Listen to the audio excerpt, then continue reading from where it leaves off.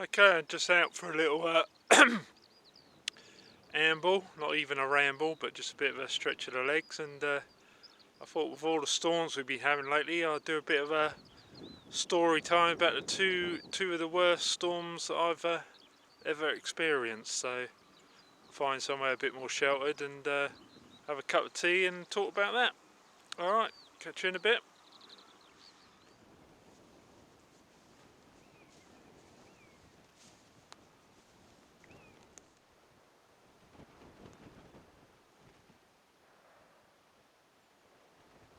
Okay, I think this spot will do. It's out in the wind reasonably so.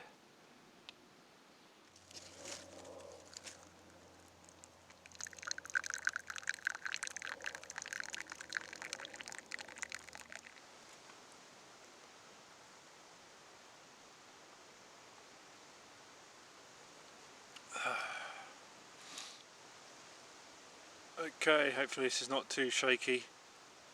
But yeah, the first big storm I'll talk about was a trip trying to cross the ice cap in Greenland, and we were about I don't know, 3 or 4 days in up the glacier, and they have a local storm called a Pitarack. And what happens is the cold air comes down from the high Arctic, races down the ice sheet, and near the glacier mouth, it basically, because it's colder air, it accelerates as it goes through the glaciers. Okay, I'm going to walk and talk because I keep trying to find a better space and the light just goes. But anyway, we're about 3 days in up the glacier, and our contact Robert Peroni basically instructed us that a storm, the Pitarack, local storm, would last about 12 to 14 hours. And the first signs are that when the clouds build, and it's the basic clouds fill in from the horizon to the sky, and you can see them coming down from the north. So we saw some clouds that looked pretty dodgy. We thought, well, better safe than sorry, so we stuck the tent up and shored up a snow wall, and instructed us to build a wall. So obviously the wall's sort of semicircular, going around the tent, and a wall coming out at right angles into the wind, and that helps split the wind around the tent. Yeah, so anyway, we got the snow wall built up, waiting for the storm to hit, and it did. And he said it lasts for 12 to 14 hours. Well, 12 hours goes past, 14 hours goes past, 24, 36, 48. It was about 3.5 days by the time the storm subsided.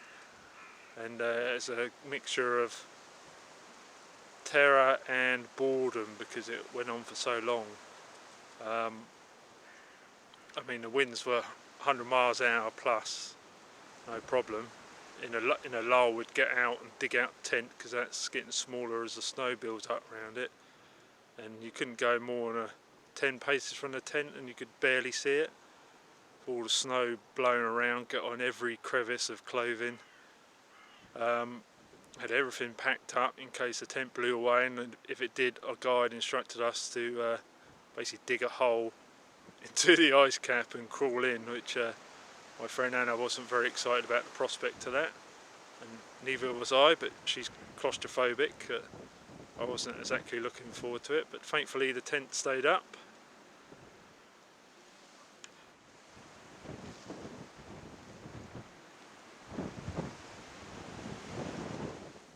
Yeah, so the tent stayed up, and we basically took a sort of day to take stock and dig our skis out, and then carried on for another couple of days. And there's something to be said. Obviously, the Greenland ice cap, we're days away from anywhere. No one's going to come out and rescue us in that wind. So we managed to phone up our contact on the sat phone. We could just about hear him, and he goes, "Windy?" Yeah, it's a bit windy. Anyway, we carried on for another couple of days, and went to shake out the tent to put it up. That you know, that evening after a day's worth of travel, and it split up the length of the seam, so I had to sew it up and glue it up the seam at the end of about 9-10 hour days worth of skiing. A couple of other things happened, and we basically weren't making quick enough time. Obviously lost 4 days in a storm, and we decided it best to turn around. But yeah, that's probably the most terrifying storm, because it was so remote, and yeah, the consequences were fairly high. I mean, we survived, so that's good, and no injuries. There's a few guys from Reading that died trying to do the same sort of thing, so yeah, something to be said. So that was the worst one.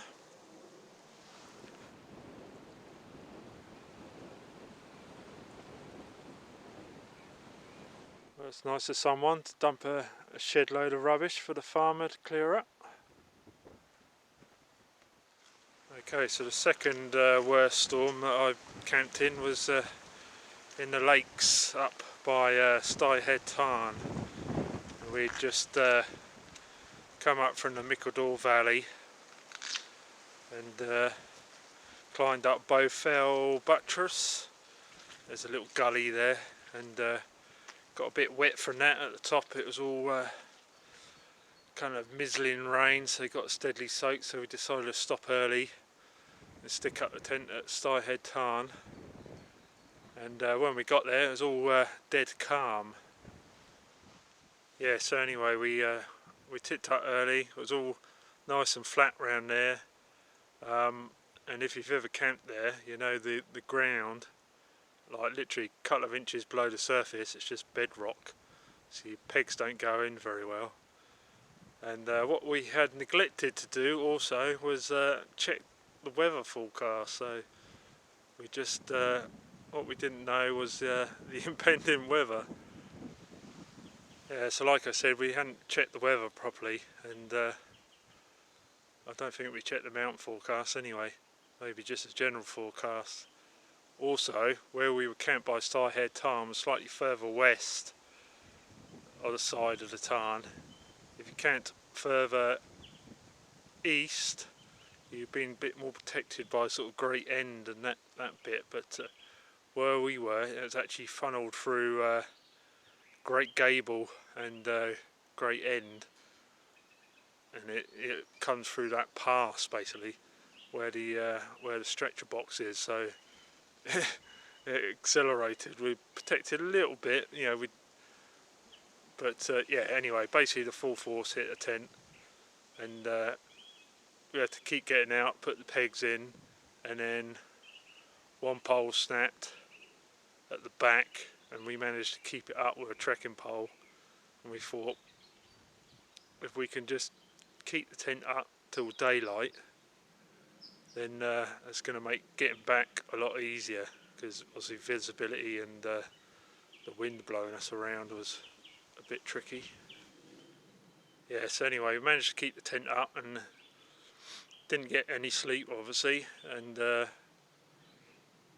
we were basically plotting our route back the way we came in, well, slightly different way via Angle Tarn and Rossett Gill, and yeah, managed to pack the tent up. Some of the poles still in the tent, just chucked it in the rucksack, and basically goggles on, pretty much got blown to our feet as soon as we started getting further up towards the stretcher box.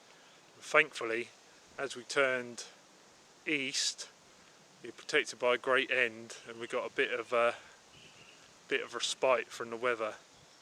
But it was a nice mixture, ideal mixture of wet, and then as you got higher it was freezing, so we were soaked to the skin pretty much, tired, no sleep for like 24 hours, and got back down into the valley, into Mickledore, and you could see people just coming out from their hotels and whatnot, all dry, and my friend Anna turns to me like, "They're so dry, Dan, they're so dry and happy."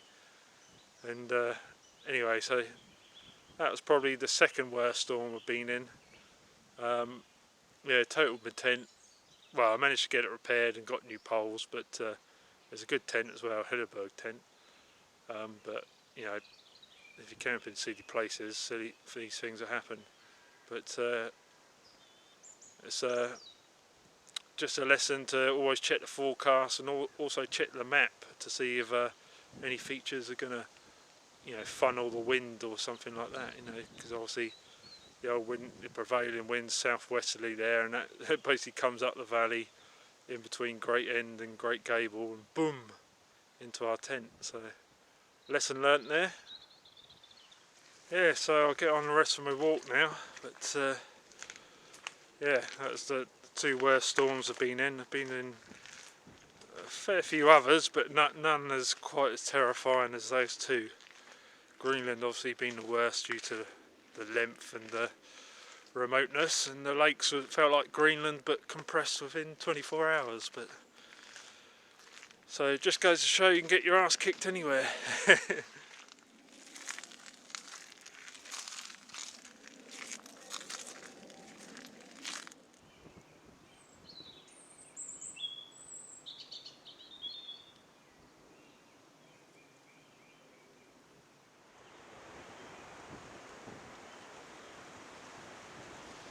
Hello.